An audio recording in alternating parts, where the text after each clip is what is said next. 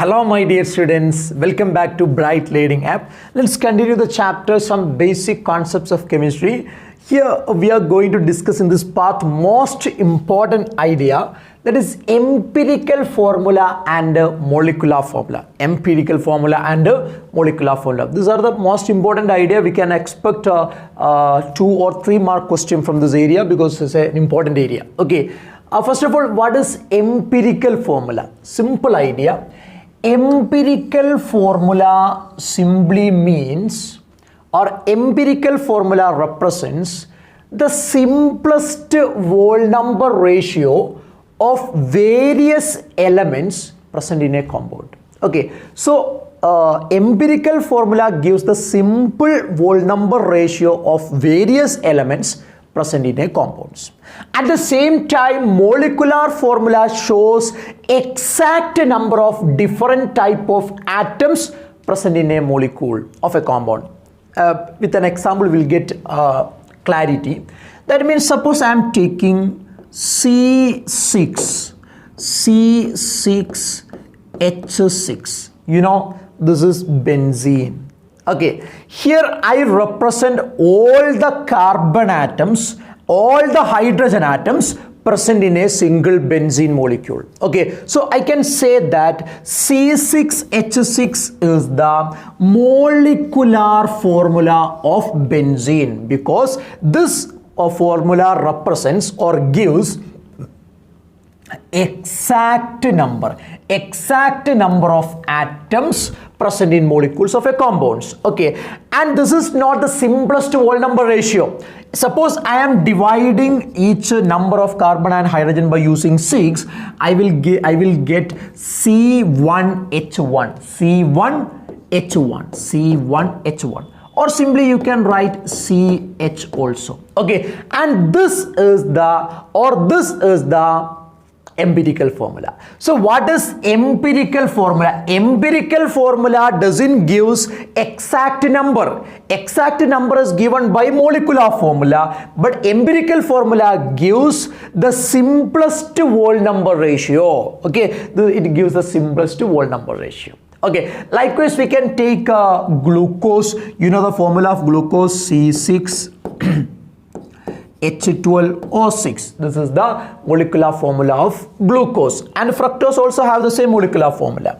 And this is not empirical formula, this is molecular formula. Why? Because all the carbon, hydrogen and oxygen completely its number is mentioned in this formula. So this is the molecular formula. And what is empirical formula? Empirical formula is the simplest whole number ratio of various elements present in the compound. Okay, so I think you get the idea, difference between empirical and molecular formula. Molecular formula gives or shows the exact number of various elements present in the compounds. At the same time, empirical formula gives the simplest whole number ratio of various elements. Actually, empirical formula gives the simplest ratio, and molecular formula gives the exact number of atoms. That's the main difference. Okay, so this is the molecular formula. What's the empirical formula of this? When you divide with the 6, we will get a C1H2O1. Okay, so this will be the empirical formula.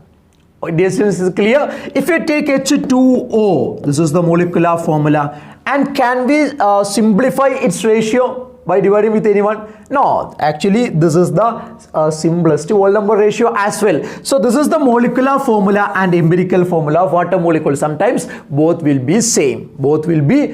Suppose we are taking sucrose having the molecular formula C12H22O11. This is the molecular formula, completely mentioned the number of all atoms present in this compound. So what would be empirical formula?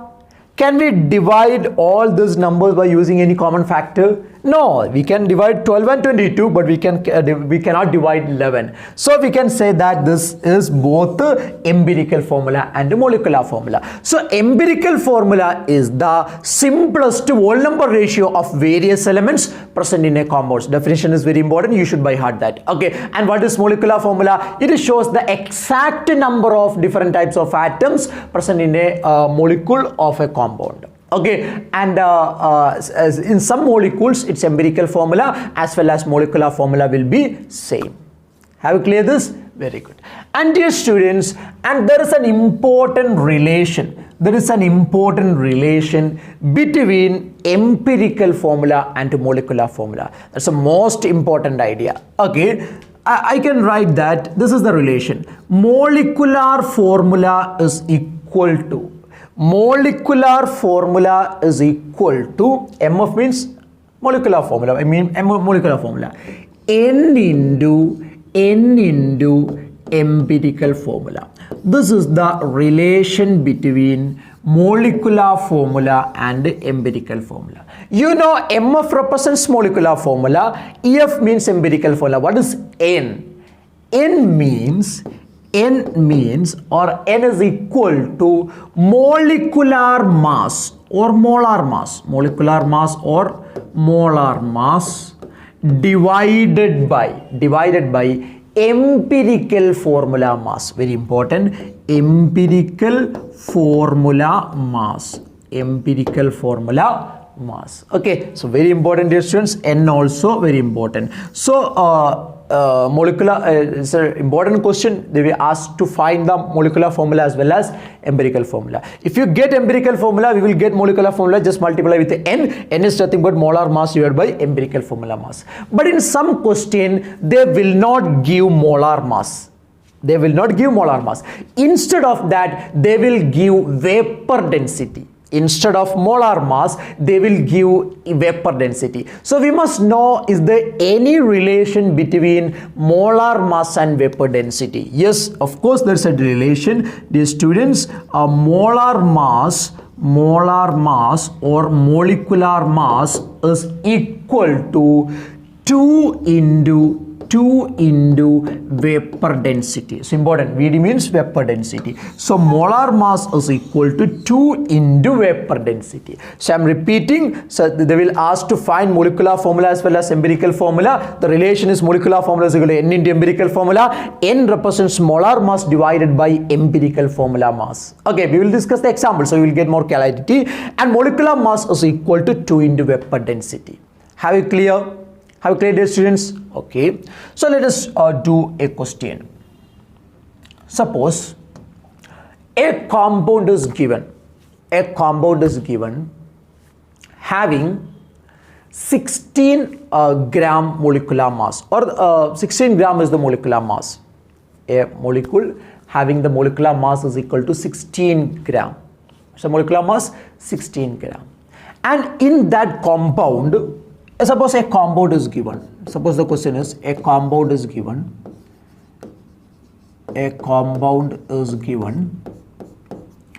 And only give the needed points in this question. Okay, that compound contain 75% carbon, 25% carbon, and 25% hydrogen. 25% hydrogen. Okay, a given compound contain 75% carbon and 25% hydrogen. 75% carbon and 25% hydrogen. Okay, so the question is find the molecular formula. Find the molecular formula. This is the question. Okay, in bracket they given that molecular mass is equal to 18. Molecular mass is equal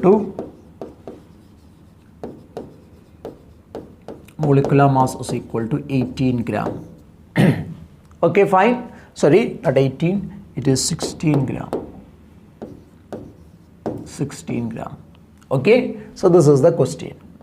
So how can we find the molecular formula? So the question is about molecular formula, and you must know the relation.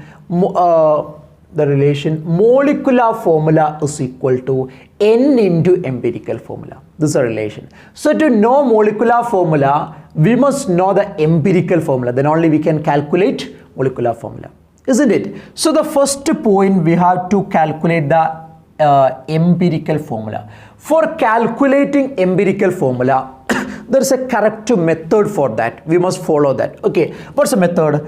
in the first of all, we must know the elements. We must know the elements. We must know the elements present in the compound. As you know, the element is, first one is carbon, second one is hydrogen. This is the two elements present in the given compound. So in the first column we have elements. In the second column, we must know the percentage of each elements. The second column, we must know the percentage of each elements in that compound. As you know, carbon contains 75%. So we can give 75% here, 75%, and the hydrogen is 25%, is also given in the question. Okay, the third point, we must know atomic mass of each element. This method you must follow to find the empirical formula. So atomic mass. As you know, carbon having the atomic mass 12. I'm taking in gram. Okay, and hydrogen having the atomic mass 1. Isn't it? So the next step is most important. In the next step, what we are doing is we are dividing the percentage. We are dividing the percentage with the atomic mass. Okay, so percentage divided by atomic mass. Okay, so let's divide 75 divided by 12. Okay, this is the thing we have to do first of all. 75 divided by 12, so we will get it 6.25. We will get a 6.25. And the next one, 25 divided by 1. So we will get 25. Okay, so this is the next step. So the first step, we are writing the elements. Second one, it's percentage composition. That means how much percentage is present in the given compound. And third one, the corresponding atomic mass of the elements. And then we are dividing the percentage with the atomic mass. We will get two answers since we have two elements here. And the next step, we are finding the simplest ratio. The next step, we are finding the simplest ratio. To get the simplest ratio, what we can do is, here we have two answers we got in the previous column when we divide percentage by atomic mass. One is 6.25, second one is 25, which is the lowest number, that is 6.25. So we can divide both values with the lowest value. So let's divide 6.25 divided by 6.25, and 25 also can be divided by 6.25. Okay, here also 6.25. Okay, when 6.25 divided with 6.25, we will get a 1, and 25 is divided by 6.25, we will get a 4. Okay, so we are getting a simplest ratio. And one more column is there. We want to get simple whole number ratio. This is a simplest ratio or simple ratio, and here we want to get simple whole number ratio.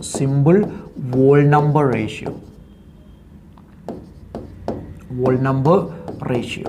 Okay, actually here in the previous column itself we got the simplest whole number ratio. So you just copy that 1, 4. So already in simplest whole number ratio.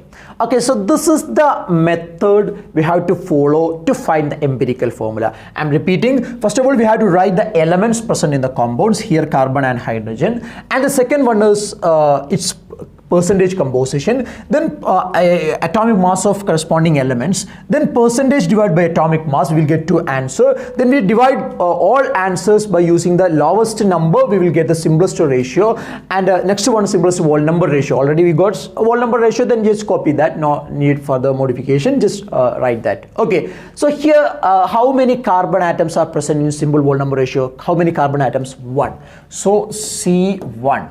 And how many hydrogen atoms are present in simple whole number ratio? 4. So C1H4. So dear students, empirical formula is equal to CH4. We got empirical formula. We got the empirical formula.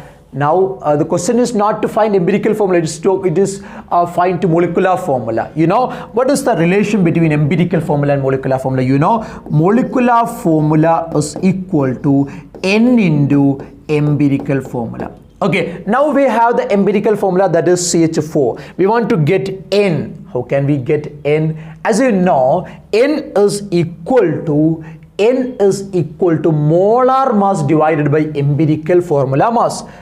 N is equal to molar mass divided by empirical formula mass. Okay, so what is N? What is N? N is equal to molar mass. It is given in question, that is 16 gram. So 16 divided by empirical formula mass. Here we have empirical formula CH4. So what's the mass of CH4? You know, carbon is 12. Hydrogen is 4 into 1, 4. So 12 plus 4, 16. So 16 divided by 16 is equal to 16 divided by 16 is equal to 1. So N is equal to 1. So you know, here we have 1 into empirical formula. Empirical formula is CH4. Okay, that means CH4 1, that is equal to CH4. Okay, so our molecular formula is equal to CH4. Here the empirical formula also CH4. Okay, so this is the way of finding the molecular formula from the given information. Okay, so dear students, so this method you should follow for finding empirical formula of all compounds. Okay, so first of all the elements, second one is percentage, then atomic mass, then percentage divided by atomic mass, then simplest ratio or symbol ratio, then symbol whole number ratio. If the simplest ratio is not whole number, we should convert to whole number. Okay, finally we want to get the symbol whole number ratio. Okay, and by using this equation we have to get the molecular formula. Have you clear? And what is N? N is nothing but molecular mass divided by empirical formula mass. Okay, very important. Have you clear this? Okay, so dear students, for more clarity, for more thoroughness, we have to do one more question. So here also a compound is given. That compound contains three elements. One is carbon. Okay, that carbon contains 12.36%. 12.36% carbon is present. And what about hydrogen? 2.13%. 2.13% hydrogen is present. Okay, and here bromine also present, 85%. 85% bromine is present, 85%. Okay, so a given compound or given sample contain 12.36% carbon, 2.13% hydrogen and 85% bromine. So the question is, find the molecular formula. What's the question? Find the molecular formula. Find the molecular. This is the question. But they given the vapor density. You know, vapor density into 2 is equal to molecular mass or molar mass, isn't it? Yes, here the vapor density is equal to 94. Here vapor density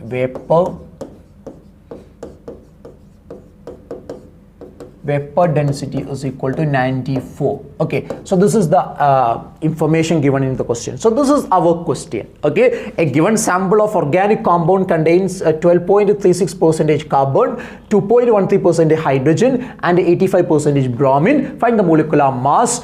It should provide more vapor density is equal to 94. That is given in the question. What can we do? So question is to find molecular formula. So molecular formula is nothing but N into empirical formula. So first of all we have to find empirical formula, isn't it? How to find empirical formula? That we have clear steps. In the first step we want to get the element. We have to get the element. Which are the elements, dear students? The element is first one carbon, second one is hydrogen and third one is bromine. These are the elements, isn't it? Second one, it's percentage. Dear students, you should follow this. That's why I'm repeating one more question. Carbon is 12.36%. Hydrogen is 2.13%. Bromine is 85%.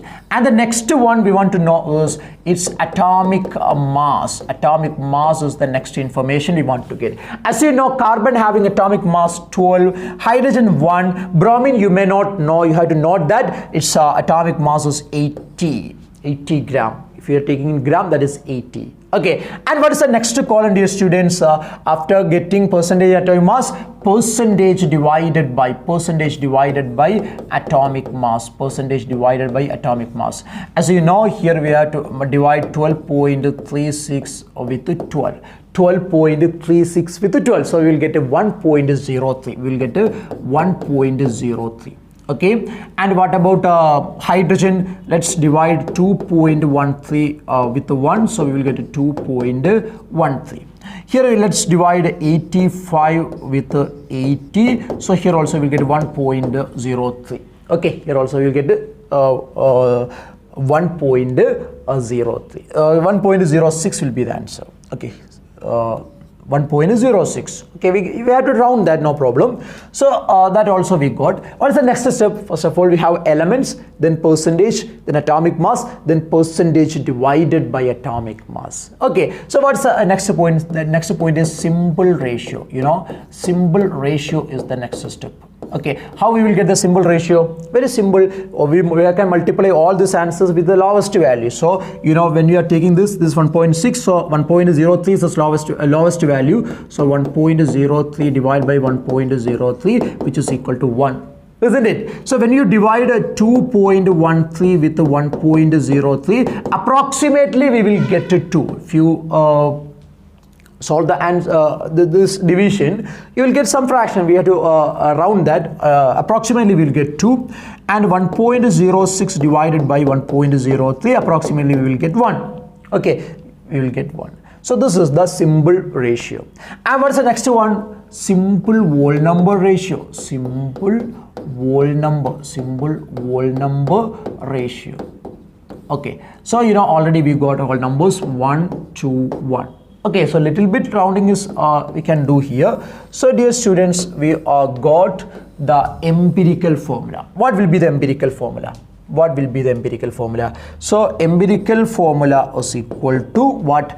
How many carbon atoms? Carbon 1. So C1. No need to represent 1. What about hydrogen? Hydrogen is 2. So CH2. What about bromine? Br1. Okay, so this is the empirical formula. CH2Br is the empirical formula. So the question is to find molecular formula. You know, for getting molecular formula, we want to know N. What is N, dear students? N is molecular mass divided by empirical formula mass, isn't it? Here we don't get a molecular mass, but they given vapor density. You know, 2 into vapor density is equal to molecular mass. So 2 into what is vapor density? That is 94. Okay, divided by empirical formula mass. What is empirical formula mass? Here we have carbon. Carbon is 12. You know, hydrogen is 2, and bromine is 80. Okay, so 80 plus 2, 82, 82 plus 12, 94. So we will get 94. Okay, so empirical formula mass also 94. So let's cancel 94 and 94. So N is equal to 2. N is equal to 2, isn't it? So a molecular formula is equal to 2 into what? 2 into empirical formula. That means CH2Br. That means CH2Br twice. That is 2 into CH2Br. So we can write molecular formula is equal to C2H4Br2. Dear students, C2H4Br2. This will be the molecular formula. Have you clear this? Very simple idea. So you know, here molecular mass is not directly given in the question, but instead of that they given the vapor density. By using vapor density, we can get the molecular mass. After that we have to get the N, then we multiply with empirical formula, we have to get the molecular mass. Have you clear this? So this type of questions you can expect from this part. Is some percentage composition of elements in a compound may given, and either vapor density or molecular mass is given, and they will ask to find the molecular mass. Okay, so dear students, these are most important questions. For more clarity, we have to do one more question, dear students. Very important. A given sample of organic compounds contains carbon, hydrogen and oxygen. Suppose in question they are given carbon is 40%. Carbon is 40%. Okay, and hydrogen is 6.66%. Hydrogen is 6.66%. Okay, and oxygen is 53.34%. Oxygen is 53.34%. 53.34%. Okay, so what's the question? Question is to find the molecular formula. Okay, so MF is needed to calculate, and molecular mass is given, that is 90. Molecular mass or molar mass. Molar mass is given, that is 90 gram, that is equal to 90 gram. Is it clear? So how can we calculate the molecular formula, dear students? First of all, we have to find the empirical formula. How to get the empirical formula? To get the empirical formula,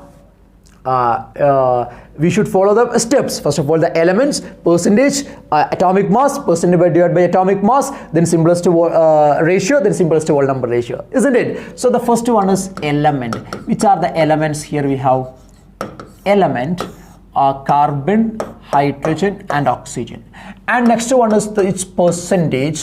As you know, carbon is 40%, hydrogen is 6.66%, oxygen is 53.34%. 34%. And next one, you know, atomic mass. Atomic mass, as you know, carbon having 12 gram, hydrogen 1, oxygen 16. Oxygen 16. And the next one, as you know, percentage divided by atomic mass. Percentage divided by atomic mass. So 40 divided by 12. Okay, 40 divided by 12. So we will get a 3.33. We will get a 3.33. And the second one, 6.66 divided by, that means 6.66. Then we have 53.34 divided by 16. 53.34 divided by 16. So we will get a 3.33. 3.33 is the answer. And the next one, symbol ratio. We want to get symbol ratio. Symbol ratio. So 3.33 divided by 3.33, which is equal to 1. Here 6.66 divided by 3.33, which is equal to again 1. And here 3.33 divided by 3.33, which is again 1. So dear students, already we got the symbol whole number ratio. Then we have to copy that whole number ratio. So what's the whole number ratio? 1. Sorry, here we have 6.60 divided by 3.33, that is not 1, that is equal to 2. So 1, 2, 1. This is the simple whole number ratio. So dear students, empirical formula we already got, that is carbon, we have 1, carbon 1, hydrogen 2, oxygen 1. So CH2O is the empirical formula. Okay, so the question is about molecular formula. How we will get the molecular formula? As you know, molecular formula is equal to N into empirical formula. N into empirical formula. What is N? N is the molar mass. Molar mass is given in the question, that is 90 gram. Okay, 90 divided by empirical formula mass. Here we have carbon 12. 2 hydrogen 2, so 12 plus 2, that is 14. 14 plus oxygen 16, so which is equal to 30. So 90 divided by 30, as you know, which is equal to 3. Okay, 3 will be the answer. So let's for getting molecular mass or molecular formula.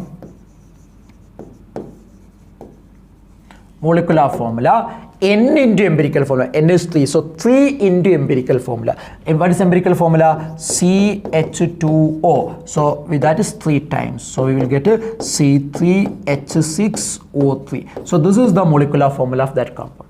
So dear students, three examples we discussed.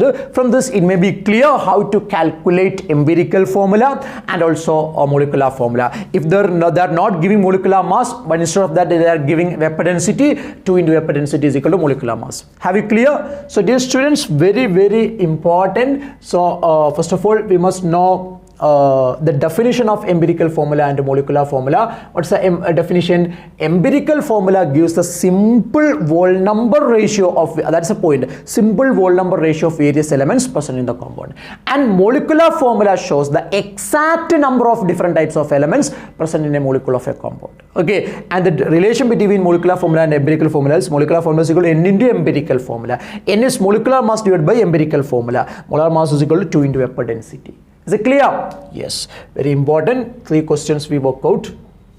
And we are moving to another simple area to discuss, that is stoichiometry and stoichiometric calculations. What, dear students? Stoichiometry and stoichiometric calculations. What is stoichiometry? Actually, the word stoichiometry is derived from two Greek words. One is stoichion. Stoichion means element.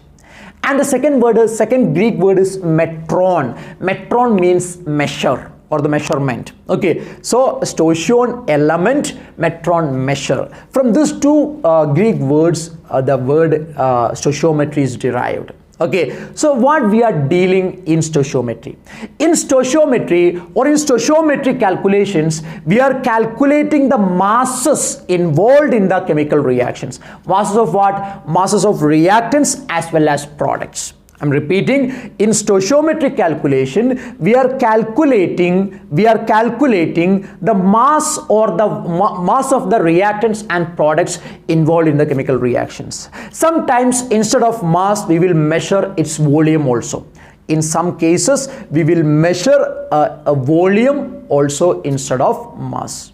Okay, so very important. Okay, so what is a stoichiometric calculation, dear students? Stoichiometric calculation simply deals with the calculation of mass or volume of reactants and products involved in a chemical reactions. Have you clear this? Very important. So dear students, when we are discussing a chemical equation, by using stoichiometric calculation, we can do the problems related to number of moles, we can do the problems related to volume, we can do problems related to mass, and also we can do the problems related to its number of molecules also. Okay, so that is the importance for doing numerical problems related to mass, volume, number of moles, etc. We must know the stoichiometric calculation. So the first thing we should ensure that of the given reaction must be a balanced stoichiometric reaction or a balanced stoichiometric equation. We can do all this kind of problems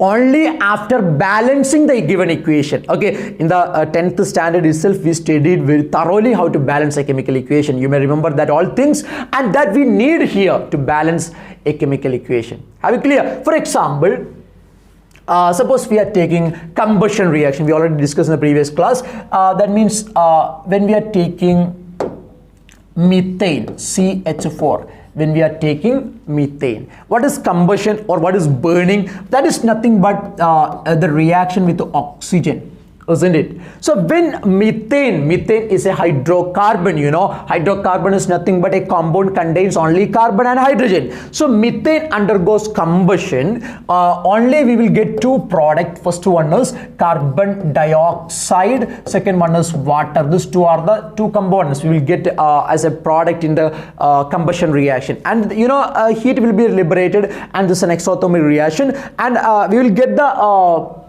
components, means the products, except the energy, that is carbon dioxide and water. Okay, so now this is not a balanced chemical equation. Without balancing, we cannot do numerical problems related to number of moles, number of molecules as well, and the volume and mass, etc. Okay, so first of all, we must be able to balance a chemical equation. That's the important idea. So here we have carbon, one carbon, here also one carbon, here we have 4 hydrogen, here we have only 2 hydrogen, so let's multiply with the 2, so hydrogen also balanced. Here we have 2 oxygen, here we have 2 plus 2, 4, so let's multiply with the 2, so oxygen also balanced. Now we have this balanced chemical equation. Only after making the given equation in a balanced chemical equation, we can do the remaining stoichiometric calculations. By having this a balanced chemical equation, we can generate lot of important informations, like from this equation I can say that one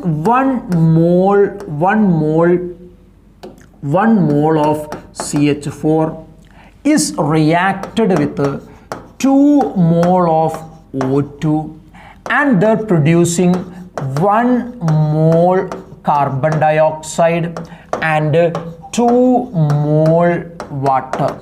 Okay, so this information related to the mole number of moles of reactants and products I can generate from this balanced chemical equation. And also in terms of molecule also I can write here one molecule of CH4 is reacted with 2 molecule of O2 is reacting together. We are getting 1 molecule of carbon dioxide and 2 molecule of water is forming. So clear? So this is the important information about mole and molecule. And the third one we can represent in terms of mass also. You know, if you are taking the molecular mass of CH4, you know, carbon is 12 gram, hydrogen is 4, so 12 plus 4, that is 16. So 16, that means 16 gram methane CH4 is reacted with O2, 32 into 2, 64. So 64 gram oxygen. When 16 gram methane is reacted with 64 gram oxygen, we will get a carbon is 12, O2 is 32, 32 plus 12, 44. So we will get a 44 gram carbon dioxide and H2O is 18, 18 into 2, 36 gram water also. Okay, so we are from a balanced stoichiometric equation, we are getting idea about its number of moles and also molecules and also its mass. Not only this, we can develop its idea about the volume also. For example, you know, here we have 1 mole CH4. Consider all these reactants are products in gaseous state and also that is in STP. Okay, so we can write here what will be the volume of CH4, 1 mole, so 22.4. okay, instead of that you can take 22.7 also. Okay, suppose we are taking 22.7, so 22.7 liter CH4 is reacted with 2 into 22.7 because we have 2 mole, 1 mole that is 22.7. Okay, if you are taking volume of 1 mole of a substance in STP with 22.7 liter, here we have 22.7, but here we have 2 into 22.7. Here we have 1 into 22.7. Here we have 2 into 22.7. Okay, so like that we will get the information about the volume also. Very important. So we will get the from the stoichiometric calculation we will get the information about number of moles and number of molecules, mass and volume also. Okay, so dear students, stoichiometric we can do the calculation of reactants and products involved in the chemical reaction. Not only the mass, we can discuss the volume, molecules, moles, etc. about a chemical reaction. So you know, for the preparation and for the designing of lot of chemical reaction, stoichiometry is very important. Okay, before we are carrying out a reaction, we can calculate how much product may be needed. That if you know the stoichiometry, balanced stoichiometric equation, by using that we can calculate the need of the reactants to get a sufficient amount of product, as well as how we are expecting the product and how much a product is needed for the purpose, and that much product can be prepared by using the sufficient amount or the accurate amount of reactants. For that all calculation purpose we need what? Stoichiometry. So if you don't have a balanced stoichiometric equation, or if you don't know to make a balancing a stoichiometric equation, we cannot do all these numerical problems. Okay, so this is very important. So mass is very important, mole is very important, number of molecules also very important. Mass is very important, a mole is very important, number of molecules also very important. These three things we can calculate interchangeably based on the situation. Okay, and you know the density. What is the equation for density? Density, here we have to remember that density is equal to density is equal to mass by volume. Density is equal to mass by volume. The idea regarding mass and volume can be generated from this stoichiometric calculation. Have it clear? Very important area. Very important area. Numerical problems may expect from this area. Okay, all the questions regarding mass, volume, molecules, mole, etc. can be learned and solved by using this all ideas. Have you clear, dear students? Okay, and one more point we have to remember here, that is limiting reagent and excess reagent. Limiting reagent and excess reagent. Suppose for making a product, we may take some reactant molecules. In a balanced stoichiometric equation, if you look the balanced stoichiometric equation, we can understand how much reactants is needed to prepare the sufficient amount of product. Okay, sometimes we may take a different amount of reactants that may be suitable with the balanced stoichiometric equation. But in such cases, some reactants will be limiting and some reactants will be excess. Okay, what is limiting and what is excess? Very simple. Limiting reagent. First of all, you can take excess reagent. Excess reagent is nothing but the reagent which is excess in a chemical reaction, that is called excess reagent. Actually, this topic is related to the stoichiometric calculation. Okay, so excess reagent means the reagent which is excess in a chemical reaction. And what is limiting reagent?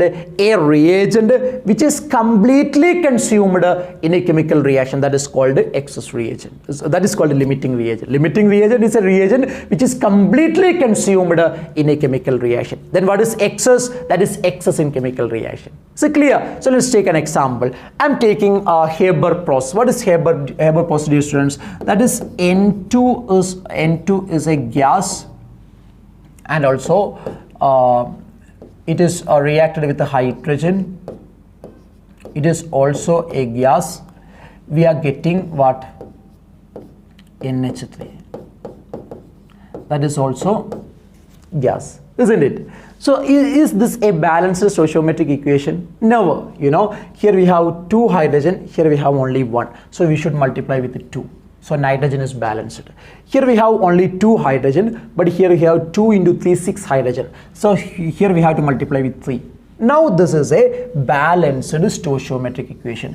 And one more basic idea here, nitrogen and hydrogen. At the left side of this arrow mark, we will write reactants. So basic idea, I think you know that here nitrogen and hydrogen is reactant molecules, and the ammonia is the product molecule.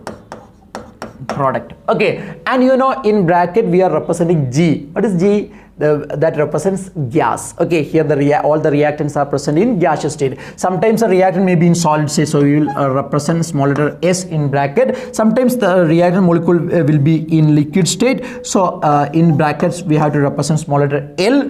In gas we have to represent small letter G. In some cases the reactants or product will be in aqueous solution state, so we will represent AQ in bracket. Okay, so these are the basic information from this part. And one more thing we have to remember here, how many N2 molecule is there? 1 N2 molecule. We are not representing any number, which means 1. Here we have 1, here we have 3, here we have 2, and that numbers are called stoichiometric coefficients. That numbers are called stoichiometric coefficients. In stoichiometric calculations, stoichiometric coefficients are very important. Based on that stoichiometric coefficient, we have to get the number of moles, number of molecules, volume and mass, and all the problems related to that we can do by using that stoichiometric coefficients.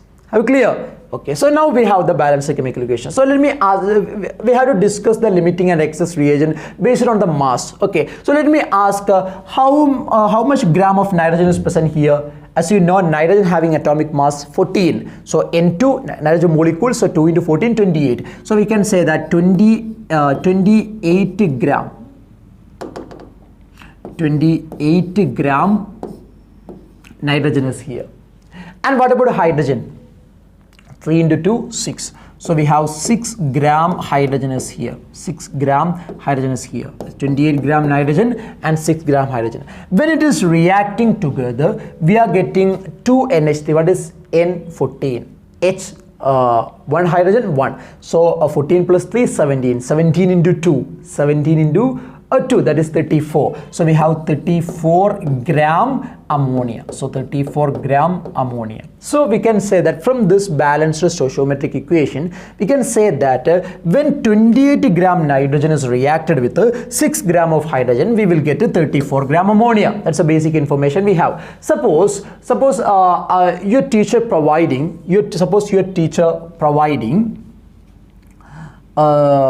28 gram nitrogen, 28 gram nitrogen and 10 gram hydrogen. What? Your teacher providing 28 gram nitrogen and 10 gram hydrogen to prepare ammonia. So what can we do? First of all, this balanced stoichiometric equation must be in our mind. Then only we can answer the question. Okay. So you know, in a balanced stoichiometric equation, we need 28 gram nitrogen to prepare ammonia. Isn't it? That is already we have. Isn't it? And we only need 6 gram of hydrogen to prepare 34 gram of ammonia. So here we have 10 gram of ammonia. So we can clearly say that this 28 gram will be completely consumed in this reaction, because in the balanced chemical equation we need 28 gram, isn't it? But this 10 gram will not completely use. Here only 6 gram of hydrogen will be utilized for the preparation of ammonia, isn't it? So actually the teacher provided 10 gram. Among that, in that only 6 gram is using, because in the balanced stoichiometric equation we only need 6 gram of hydrogen. Isn't it? Yes. So 10 minus 6, there will be 4 gram of hydrogen will be remains there, isn't it? So this 28 gram of nitrogen, and from this 10 gram only 6 gram will be utilized, and this will react together and they will form 34 gram ammonia, isn't it? So we can clearly say that which reactant is completely consumed in this reaction? Which reactant is completely consumed in this reaction? That is nitrogen, isn't it? And which is the component which is excess in the reagent, that is left behind after the completion of reaction? There is some amount of reactant is balanced. That means which is excess in the reaction? That is hydrogen. We have 4 gram of hydrogen is remains the, that is unreacted hydrogen is the, isn't it? So we can say that in this given example, our nitrogen is limiting reagent. Nitrogen is limiting reagent, and hydrogen is excess reagent, So very important question. You can expect some questions to find the limiting reagent and excess reagent in a given reaction. Okay, so to find the limiting and excess reagent, we must know a clear idea about the balanced stoichiometric equation. Then only some data will given in question paper, and we must be relate or compare the given data to the balanced stoichiometric equation. Then only we will get the excess and a limiting reagent. If you don't know the balanced stoichiometric equation, we cannot compare the given data with that, so we will not get the answer. Have you clear the idea? So dear students, most important idea, most important area, excess reagent and limiting reagent. Is it clear? Yes. So in this part we discussed most important 3 concepts. First one is limiting reagent and the excess reagent, and the second one is stoichiometric calculations, which is related to limiting and excess reagent also. Okay, this all are the areas we can expect numerical questions. So very important. Clearly watch the video and you just go through the NCERT textbook and note the important points and try to by heart and try to practice and make it thorough. Okay, all the very best.